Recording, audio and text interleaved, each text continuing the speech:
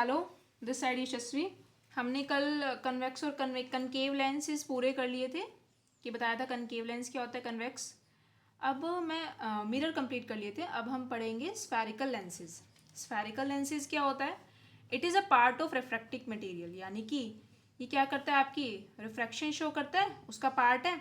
यानी कि इसमें दोनों सरफेस आपके स्फेरिकल होते हैं। स्फेरिकल यानी कि कर्व में, दोनों सरफेस कर्व में होंगे। ध्यान से देखो, ये आपका कनकेव है तो इसका ये पार्ट भी स्फेरिकल है, ये पार्ट भी स्फेरिकल है। ये आपका क्या है, कनकेव लेंस। ठीक है, इसका जो मिडल पार्ट है ये थिन होगा, जो इसके एजेस हैं ये थिक होंगे। फिर आपका कन्वेक्स लेंस। कन्वेक्स लेंस क्या है, इसका जो मिडल पार्ट है ये थिक होगा और जो इसके एजेस हैं वो थिन होंगे। फिर है आप कन्वेक्स मिरर। क्या है आपका कन्वेक्स लेंस है जिसके मिडल जो पार्ट है वो थिक होता है और जो एजेस होती हैं वो थिन होती है। अब कन्वेक्स मिरर को या कनकेव लेंस को हम डाइवर्जिंग भी बोलते हैं और कनकेव मिरर या कन्वेक्स लेंस को हम कन्वर्जिंग भी बोलते हैं। ये चीज़ें ध्यान रखना। अब क्या है, मैंने आपको बोला कि कनकेव लेंस है वो क्या है, डाइवर्जिंग है, यानी कि अपनी रेज को दूर भगा रहा है। भगा दी यहाँ से दूर, आई रेज आ गई, वो अपने पाथ से दूर चलेगी। ठीक है, लेकिन यहाँ पर क्या है, कन्वर्ज कर रहा है, यानी कि एक ही पॉइंट पर मीट हो रही है। रेज आ रही हैं, रेज आने के बाद एक ही पॉइंट पर मीट हो रही हैं, तो वो क्या हो रही है, कन्वर्ज हो रही है। और यहाँ पर क्या हो रही है, डाइवर्ज हो रही है। लेंस आपका वर्क करता है रिफ्रैक्शन के प्रिंसिपल पर। ठीक है ना, मैंने आपको रिफ्रैक्शन की प्रोसेस बताई थी कि आपका लाइट का एक मीडियम से दूसरे मीडियम में जाना और रिफ्लेक्शन बाउंस बैक हो जाना। और मिरर किस पर काम करता है, प्रिंसिपल पर। मिरर काम करता है रिफ्लेक्शन के प्रिंसिपल। अब जैसे कि आपकी टर्म्स थी, हमने आपकी कुछ टर्म्स पढ़ी थी।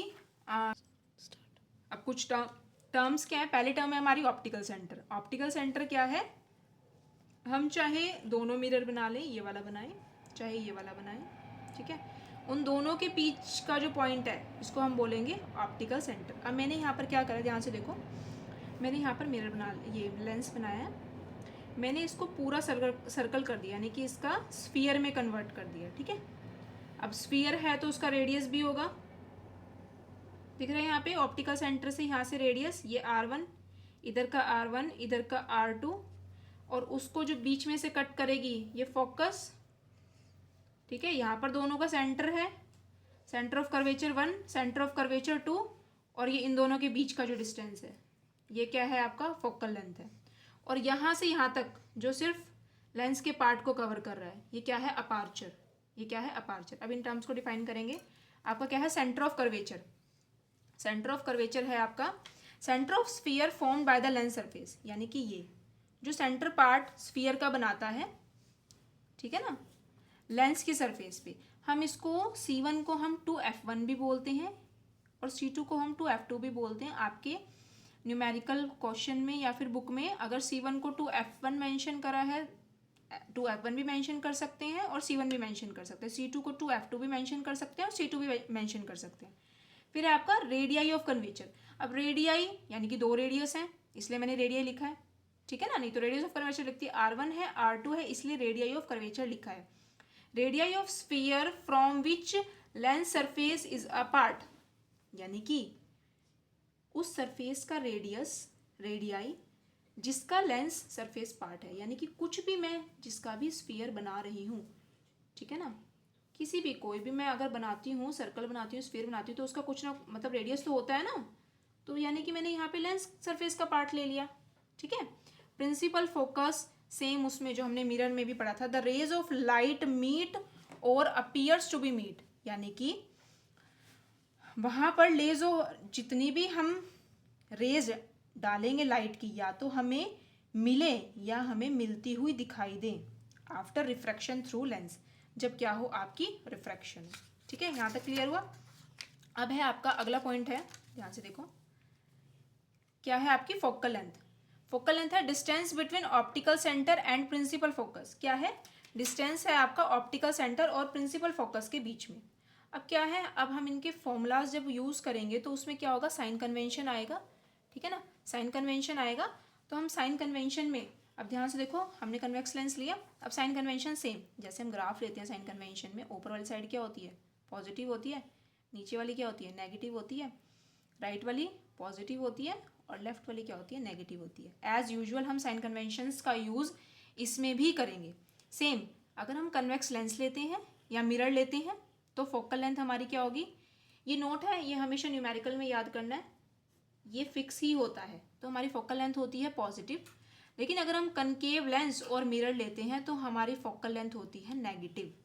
ठीक है, अब हमने इमेज फॉर्मेशन उसमें करी थी, आपकी इमेज फॉर्मेशन हमने मिरर्स में करी थी। अब सेम हम इमेज फॉर्मेशन करेंगे लेंसेज में, चाहे वो कन्वेक्स लेंस हो चाहे वो कनकेव लेंस हो। हम पहले इमेज फॉर्मेशन करेंगे कन्वेक्स लेंस की, ठीक है ना। अब कन्वेक्स लेंस और कनकेव मिरर की इमेज फॉर्मेशन लगभग सेम होती है, क्योंकि ये दोनों जो कनकेव मिरर है और कन्वेक्स लेंस है, वो मैंने क्या बोला था, कनकेव मिरर और कनकेव मिरर और कन्वेक्स लेंस जो हैं वो आपके क्या करते हैं, सेम ही लगभग इमेज फॉर्मेशन लगते हैं, यानी कि जो आपकी ऑब्जेक्ट की प्लेस होगी वो लगभग सेम होगी। अब ध्यान से देखो, पहले हम इनके रूल्स हैं, किन किन रूल्स पर काम करेंगे। देखो हमने क्या लिया, ऑप्टिकल सेंटर लिया, ठीक है, यहाँ पर F1 लेंस के इस साइड, यहाँ पर F2। पहला क्या है, अगर रेज इंसिडेंट होती हैं, यानी कि अगर रेज आती हैं तो वो क्या करेंगी, फोकस से पास हो जाएंगी। सेम उसमें भी था कि अगर रेज आ रही हैं तो रेज फोकस से पास हो जाएंगी। सेकंड वन इज क्या है कि अगर रे फोकस से आ रही है, अगर रे फोकस से आ रही है तो वो इंसिडेंट फॉल हो जाएगी, इंसिडेंट चली गई, सीधी चली गई, रे फोकस से आई और पैरेलल चली गई, रे फोकस से आई और पैरेलल चली गई। थर्ड रूल आपका क्या है, ध्यान से देखिए, थर्ड रूल है आपका कि अगर रे ये सबसे आसान है कि अगर रे ऑप्टिकल सेंटर से आई है तो ऑप्टिकल सेंटर से वो सीधी ही निकल जाएगी। ध्यान से देखो, अगर रे ऑप्टिकल सेंटर से आई है तो ऑप्टिकल सेंटर से वो सीधी निकल जाएगी। ठीक है, यहाँ तक समझ आए रूल। अब मैं इनकी इमेज बनाऊंगी कि ऑब्जेक्ट को हम कहाँ कहाँ पर रखते हैं और उसकी इमेज फॉर्मेशन कहाँ कहाँ होती है। Image form by convex lens, object at infinity. पहला क्या है कि हम ऑब्जेक्ट को रखते हैं इन्फिनिटी पर, ठीक है। अब ध्यान से देखो, मैंने यहाँ पे ऑब्जेक्ट इन्फिनिटी पर है, पहला रूल ही हम देख लेते हैं कि ऑब्जेक्ट अगर इन्फिनिटी पर है तो क्या होगी, इमेज इंसिडेंट आएगी, आई इमेज, और क्या हो गई, फोकस पर, फोकस से चली गई, यहाँ पर वो सारी क्या हो गई, मीट हो गई। तो अब आपको जो इमेज है वो क्या हो रही है, ध्यान से देखो, आपको इमेज की नेचर क्या दिख रही है, रियल एंड इन्वर्टेड। क्या दिख रही है, रियल एंड इन्वर्टेड। बहुत पॉइंट साइज की दिख रही है, यहाँ पे क्या है, पॉइंट साइज दिख रहा है, तो क्या दिख रही है image, highly diminished point size. और कहाँ पर दिख रही है इमेज, फोकस पर दिख रही है। ठीक है, अब आपका सेकंड रूल है, अगर मैं ऑब्जेक्ट को बियॉन्ड सी रखती हूँ, मैंने बियॉन्ड सी रख दिया, ये आपका C1 है, ये F1 है, ऐसे ही उस साइड F2 है, C2 है, ये आपका ऑप्टिकल सेंटर है। मैंने आपको ऑब्जेक्ट का डिस्टेंस रखा बियॉन्ड C या बियॉन्ड C1। क्या करा हमने, पहला रूल लगाया कि आपकी रेज अगर सीधी गई है तो रेज क्या होगी, फोकस से पास हो जाएगी, होगी फोकस से पास। अब मैं यहाँ पर सेकंड रूल भी लगा सकती हूँ, थर्ड रूल भी लगा सकती हूँ, मैं आपको दोनों लगा के दिखा देती हूँ। क्या है, रेज आपकी सीधी गई, फोकस से पास हो गई, फिर आपकी रेज क्या है, अगर मैं ऑप्टिकल सेंटर से रेज को डालती हूँ तो वो सीधी ही निकल जाती है, ऑप्टिकल सेंटर से जाएगी तो वो क्या हो जाएगा, सीधी ही निकल जाएगी। ठीक है, तो आपकी इमेज कहाँ बनेगी, आपकी इमेज बनेगी बिटवीन F2 एंड C2, यहाँ पर आपकी ऑब्जेक्ट की इमेज बनेगी। ठीक है, अब सेम है, अगर मैंने तो इसमें यहाँ पे क्या थर्ड रूल लगाया, अगर मैं सेकंड रूल लगाती हूँ, पहले लगाया मैंने कि इमेज आपकी, ऑब्जेक्ट आपका रखा हुआ है तो आपकी सीधी फॉल कराई, सीधी गई तो फोकस से पास हो गई, फोकस से पास।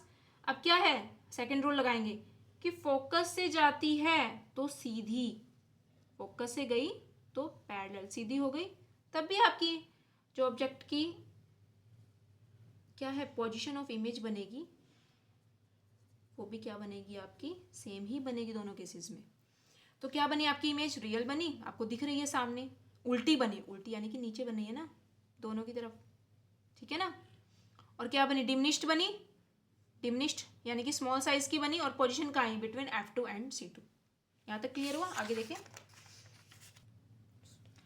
अब हम ऑब्जेक्ट को रखेंगे C1 पर या फिर 2F1 पर। रखा C1 पर, ठीक है, आपने C1 पर रखी। अब C1 पर जाके वही फर्स्ट रूल लगाओ कि सीधी गई, इंसिडेंट कराई तो क्या होगा, फोकस से पास हो गई, ठीक है ना। अब मैं थर्ड रूल लगाऊंगी। थर्ड रूल क्या था कि अगर ऑप्टिकल सेंटर से पास कराऊंगी तो वो सीधी चली जाएगी। अब मैंने ऑप्टिकल सेंटर से पास करे, सीधी हो गई, तो दोनों रेज कहाँ मीट करी, यहाँ मीट करी, तो आपकी पोजीशन ऑफ इमेज कहाँ बनी, यहाँ बनी। कहाँ पर बनी, आपकी पोजीशन ऑफ इमेज बनी एट C2 पर। तो अब क्या लिखेंगे, वही सेम कि रियल इन्वर्टेड बनी, सेम साइज की बनी। क्या बनी, सेम, क्योंकि C पर ही तो बनी है ना, सेम साइज की बनी। और कहाँ पर बनी, एट C2 पर बनी। C2 लिखो या 2F2 लिखो, ठीक है। अब नेक्स्ट है आपका, अगर मैं ऑब्जेक्ट की पोजीशन को रखती हूँ F1 और C1 के बीच में, मैंने क्या रखी, C1 और F1 के बीच में रखी, तो क्या करा हमने, फर्स्ट रूल लगाया कि आपकी सीधी गई और क्या हो गई, F में से पास हो गई, ठीक है। अब थर्ड मैंने यहाँ पर सेकंड रूल लगाया है कि अगर यहाँ आपकी क्या गई, फोकस से मैंने पास कराई। यहाँ पर ध्यान रखना, ये आप स्केल से बनाओगे तो आपके करेक्ट बनेंगे कि अगर आपने फोकस से पास कराई तो फोकस से पास कराने के बाद वो क्या हो गई, पैरेलल फॉल हो गई, ठीक है। अब कहाँ पर आपकी दोनों रेज मीट हुई है, यहाँ पर मीट हुई है, तो आपकी कहाँ पर बनी है इमेज बनी है आपकी पोजीशन की, यहाँ पर कहाँ पर बनी है, बियॉन्ड C2, यानी कि C2 के बाद आपकी इमेज फॉर्मेशन हुई है। एक बार इसको दोबारा देख ले, मैंने रूल्स वही लगाए हैं फर्स्ट और सेकंड कि आपकी इमेज अगर मैं पैरेलल डालती हूँ, सीधी डालती हूँ, तो वो F से पास हो जाती है। अगर मैं F से पास कराती हूँ फोकस से, तो वो क्या हो जाती है, पैरेलल सीधी चली जाती है, ठीक है ना। रियल एंड इन्वर्टेड बनेगी, एनलार्ज बहुत ज़्यादा बड़ी बनेगी, आपको दिख भी रही होगी बहुत ज़्यादा बड़ी है, ठीक है ना। और पोजीशन कहाँ बनी है, बियॉन्ड C2, या फिर हम कह सकते हैं बियॉन्ड 2F2। अब आपकी थर्ड इमेज है, ध्यान से देखें, ये आपका अगला है कि अगर मैं ऑब्जेक्ट को F1 पर रखती हूँ, फोकस पर रखती हूँ, रख दिया ऑब्जेक्ट को फोकस पे, तो मैं रूल लगाया कि आपका मैंने सीधी फॉल कराई तो क्या हो गया, फोकस से निकल गई फोकस से।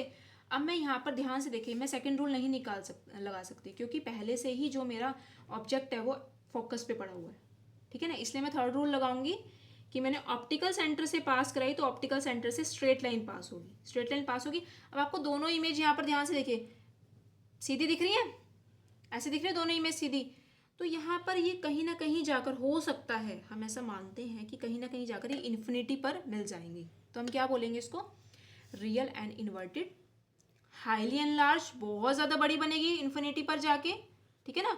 और पोजीशन ऑफ इमेज क्या होगी आपकी, इन्फिनिटी पर होगी, क्योंकि जब भी रेज आपकी रेल की लाइंस की तरह होती है, रेलवे लाइंस की तरह ऐसे दो पैरेलल होती हैं, तो हम इमेजिन क्या हम ऐसा मानते हैं कि वो कहीं ना कहीं इन्फिनिटी पर जाकर मिलेंगी, ठीक है। अब आपका नेक्स्ट है, एक ऑब्जेक्ट की पोजीशन और थी, वो है ये कि अगर हम ऑब्जेक्ट को यहाँ पर रहती थी F1 और O के बीच में रखते हैं, ऑप्टिकल सेंटर और फोकस के बीच में रख दिया, यहाँ पर सेम लगाया कि आपने पैरेलल डाली और फोकस से चली गई, ठीक है, फोकस से गई। अब हम यहाँ पर क्या करेंगे, हम ऑप्टिकल सेंटर से पास करेंगे, स्ट्रेट लाइन पास हो गई। अब ध्यान से देखो, दो रेज ऐसे हो गई हैं, जब भी दो रेज ऐसी होती हैं यानी कि वो कभी मिल ही नहीं सकती, यानी कि वो अपना जो ये लगातार ऐसे ही होती चली जाएंगी, और ज़्यादा हमें नहीं पता है, कभी नहीं मिल सकती। तो हम क्या करते हैं, इसको ना एक इमेजनरी पार्ट में हम इसको पीछे से ऐसे इमेजनरी बना देते हैं, ठीक है। इमेजनरी बनी है इसी वजह से ये क्या होती है, सेम साइड इसकी क्या बनती है, आपकी पोजीशन बनती है same side of the lens. और क्या बनती है, वर्चुअल है, इमेजनरी है, वर्चुअल एंड इरेक्ट, सीधी बनेगी और बहुत बड़ी बनेगी, इनलार्ज बनेगी। समझ आया। अब ध्यान दें आप कि आपके कन्वेक्स लेंस के यूजेस कहाँ कहाँ होते हैं, ये आपके एग्जाम में आता है, एक नंबर में भी आ जाता है या MCQ में भी आ जाता है कि uses of convex lens. Convex lens का यूज़ होता है आपका माइक्रोस्कोप्स में, मैग्नीफाइंग ग्लास आपके पास, आप देखते हो वो लेंसेज के वो होते हैं ग्लासेस, आपको कोई भी छोटी चीज़ को बड़ा देखना हो, ठीक है ना, तो मैग्नीफाइंग ग्लास में यूज़ होता है। Correction of hypermetropia, long sightedness. आपका अगला आई चैप्टर होएगा जिसमें आपको लेंसेज लगाए जाते हैं कि आपको पास का नहीं दिख रहा, आपको दूर का नहीं दिख रहा। अभी आप सिर्फ इसको पढ़ लीजिए, अगले चैप्टर में इसको पूरा डिटेल में बताएंगे, ठीक है। और आपके कैमरेज में यूज़ होता है। समझ आया? यहाँ तक आपका कन्वेक्स लेंस का सारी इमेज फॉर्मेशन और आपका जो भी कि इसके यूजेस कहाँ कहाँ हैं वो मैंने आपको बता दिया। अब हम पढ़ेंगे rules formation by concave lens. Same जैसे उसमें रूल्स थे वैसे उसमें थे, बस वो क्या था, वो आपका कन्वर्जिंग लेंस था, ये आपका क्या है, ये आपका डाइवर्जिंग है, ठीक है ना। क्या है इसमें भी सेम पैरेलल रेज आई।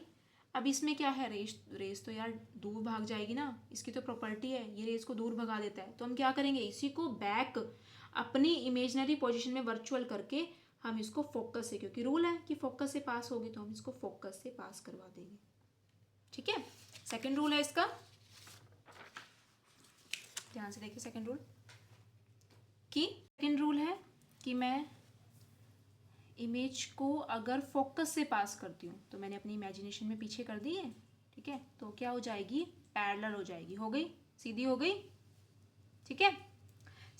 थर्ड रूल आपका एज यूजुअल जैसे उसी में था कि अगर मैं ऑप्टिकल सेंटर से पास कर रही हूँ तो बिल्कुल स्ट्रेट लाइन में पास हो जाएगी, ठीक है।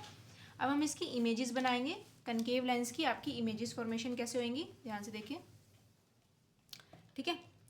अगर हम इसमें सिर्फ दो ही पोजीशन होंगी, एक तो हम ऑब्जेक्ट को इन्फिनिटी पर रखते हैं, ऑब्जेक्ट एज इन्फिनिटी, ठीक है, इन्फिनिटी पर रखा, ये रहा इन्फिनिटी पर है, मैंने सीधी रेज डाली, तो सीधी रेज क्या होंगी, हमें फोकस पर हमें खुद से अपनी इमेजिनेशन में लेकर आनी पड़ेगी, हो गई डाइवर्ज हो गई, हम फोकस पर अपनी इमेजिनेशन में ले आए, एट एफ पर ले आए, ठीक है। तो हमारी क्या बनेगी, वर्चुअल एंड इरेक्ट बनेगी, हमारी इमेजिनेशन में बनी, इरेक्ट बनी, डिमिनिश्ड बनी, डिमिनिश्ड मतलब स्मॉल साइज बनी, और कहाँ पर बनी, एट F1 पर बनी। अब इसकी सेकंड पोजीशन क्या होगी, देखिए सेकंड पोजीशन होगी इसकी कि अगर हम ऑब्जेक्ट को between infinity and optical centre पे कहीं पर भी रख दें, ठीक है ना, मैंने रख दिया यहाँ पर इन्फिनिटी और ऑप्टिकल सेंटर के बीच में रख दिया यहाँ पर।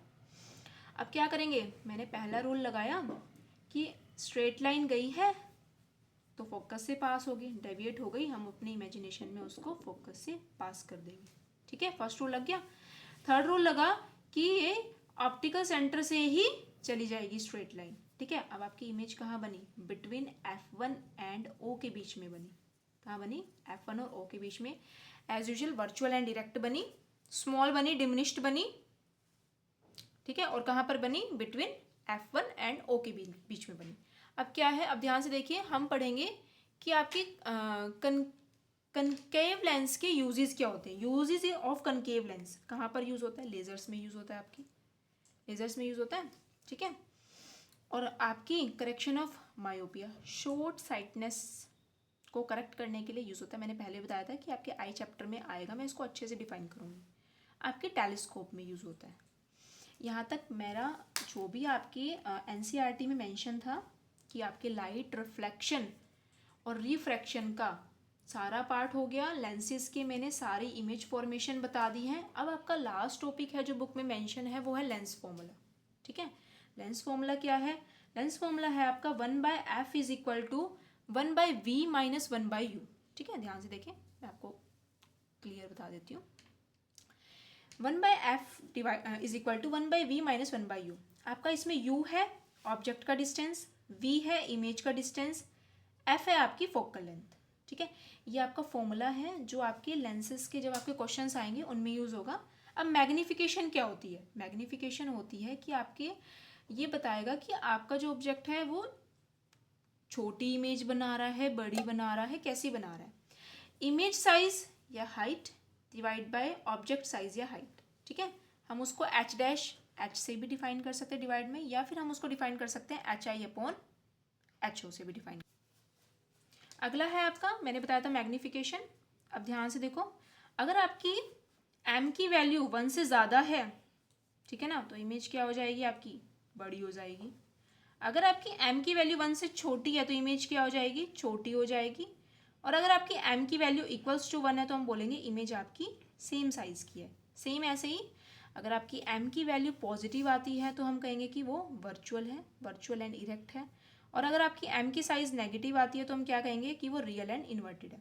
जो आपकी मैग्निफिकेशन है वो एक यूनिटलेस क्वांटिटी है और डायमेंशनलेस है, ना तो उसकी यूनिट होती है ना ही कोई उसकी डायमेंशन होती है। हम इसको एक फॉर्मूले से और भी डिनोट कर सकते हैं। आपका यहाँ पर पॉजिटिव साइन आएगा, ध्यान रखना। Image distance divide by object distance. क्या? Image distance divide by object distance. एक नोट करके लिख लेना, ये क्वेश्चन में आता है। फिर भी मैं आपको जो भी इंपॉर्टेंट क्वेश्चंस हैं वो मेंशन कर दूंगी। क्या है? Magnification produced by convex lens is always less than 1।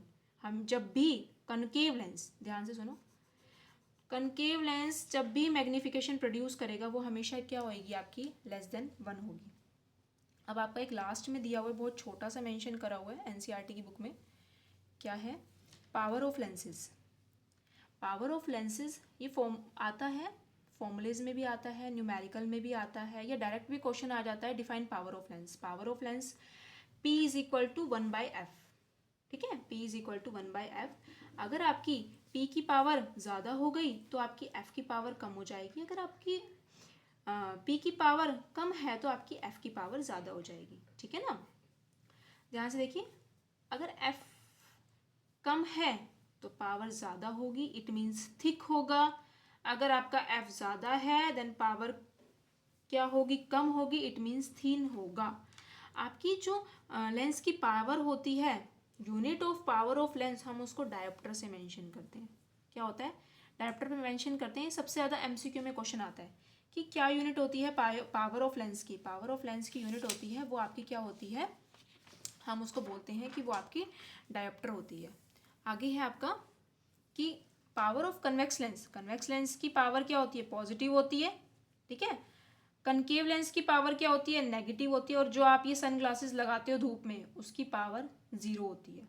आपकी एक एनसीईआरटी की लाइन में लास्ट ये मेंशन है कि 1 dioptre is equal to 1 metre के इनवर्स। हम इसको डिफाइन कर सकते हैं कि 1 dioptre is the power of a lens whose focal length is 1 metre. यानी कि 1 डायोप्टर वो कहलाता है जो पावर ऑफ लेंस जिसकी फोकल लेंथ आपकी क्या है? 1 मीटर मेंशन है। ठीक है। एक और छोटा सा टॉपिक है वो मैं आपको बता देती हूँ। Power of combinations of lens, कि अगर हम बहुत सारे लेंसेज की कॉम्बिनेशन करते हैं तो उसकी पावर हम कैसे मेंशन करेंगे? P, हम सभी लेंसेज की पावर को ऐड कर देंगे। P1 plus P2 and so on. जितने भी आपके पास लेंसेज हैं हम उन सब की पावर को क्या कर देंगे? ऐड कर देंगे। एक न्यूमेरिकल है, आपको पता चल जाएगा जो भी मैंने आपको लेंस बताए उनकी पावर की कॉम्बिनेशन या उनको कैलकुलेट कैसे करते हैं। दिया हुआ है एक कन्वेक्स लेंस है जिसकी पावर है 5 डायोप्टर, एक कनकेव लेंस है जिसकी पावर है 7.5 डायोप्टर। ठीक है, रखे हुए हैं। तो क्वेश्चन कहता है कि इनकी कॉम्बिनेशन ऑफ लेंस की पावर क्या होगी और इसकी फोकल लेंथ क्या होगी अगर हम कॉम्बिनेशन करें। पहली बात देखो कि ये आपकी 5 डायोप्टर पावर है, किसकी है? कन्वेक्स लेंस की है, तो हम पॉजिटिव लेंगे। कनकेव लेंस की पावर क्या है? 7.5 डायोप्टर। कनकेव लेंस में क्या लेते हैं हम? नेगेटिव लेते हैं। अभी मैंने ऊपर बताया कि कन्वेक्स लेंस की पावर को लेते हैं पॉजिटिव, कनकेव लेंस की पावर को क्या लेते हैं? नेगेटिव। ठीक है। अब हम इसका कॉम्बिनेशन करेंगे। कॉम्बिनेशन में क्या करते हैं? सभी की पावर्स को ऐड कर देंगे। कर दिया ऐड। ठीक है। आंसर क्या आया? -2.5 डायोप्टर। क्या आया? -2.5 डायोप्टर। किसकी वैल्यू आई? ये P की वैल्यू आई। ठीक है। अब फोकल लेंथ कैसे निकालते हैं? फोकल लेंथ होती है ना F is equal to 1/P। यहाँ पर आप रखते हैं P की वैल्यू, क्या रखेंगे? -2.5। यहाँ पर आप -2.5 रखेंगे तो आपका क्या आएगा? ये आपका मीटर में है, आपको कन्वर्ट करोगे तो ये आपका 0.4 मीटर आ जाएगा। अगर आप इसको सेंटीमीटर में कन्वर्ट करेंगे तो ये आ जाएगा -40 सेंटीमीटर। अब ये तो पता ही होगा कि मीटर को सेंटीमीटर में कैसे कन्वर्ट करते हैं। यहाँ तक के लिए इतना ही। अगर आपको फिर भी कोई प्रॉब्लम हो तो आप कमेंट सेक्शन में मेंशन कर देना कि इसमें ये प्रॉब्लम है, मैं आपको दोबारा से क्लियर कर दूँगी। Thank you.